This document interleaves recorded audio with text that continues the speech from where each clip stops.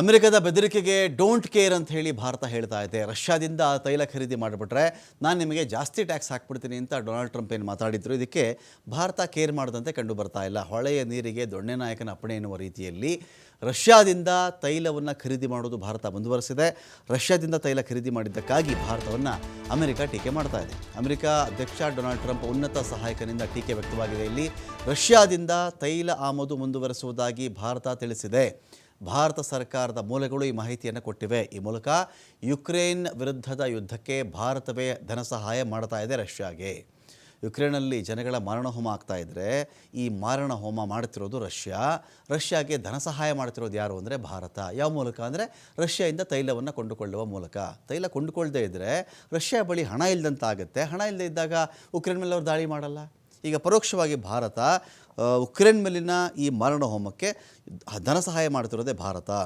ರಷ್ಯಾದಿಂದ ತೈಲ ಖರೀದಿ ಮಾಡುವ ಮೂಲಕ ರಷ್ಯಾಗೆ ಸಹಾಯ ಮಾಡ್ತಾ ಇದ್ದಾರೆ. ಯುದ್ಧಕ್ಕೆ ಹಣಕಾಸು ಸಹಾಯವನ್ನು ಒದಗಿಸ್ತಾ ಇದೆ ಅಂಥೇಳಿ ಅಮೆರಿಕ ಆರೋಪವನ್ನು ಮಾಡಿದೆ. ಇಲ್ಲಿ ಭಾರತ ರಷ್ಯಾಗೆ ಪರೋಕ್ಷವಾಗಿ ಹಣಕಾಸು ನೆರವನ್ನು ಕೊಡ್ತಾ ಇದೆ.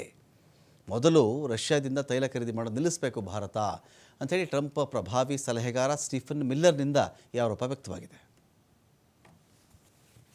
Said very clearly is that it is not acceptable for India to continue financing this war by purchasing the oil from Russia. People will be shocked to learn that India is basically tied with China in purchasing Russian oil.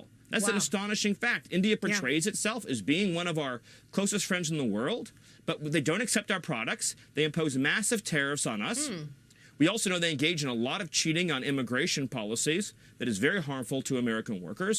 And of course, we see again the purchasing of oil. So President Trump, look, he wants a tremendous relationship and has had always a tremendous relationship with India and the Prime Minister.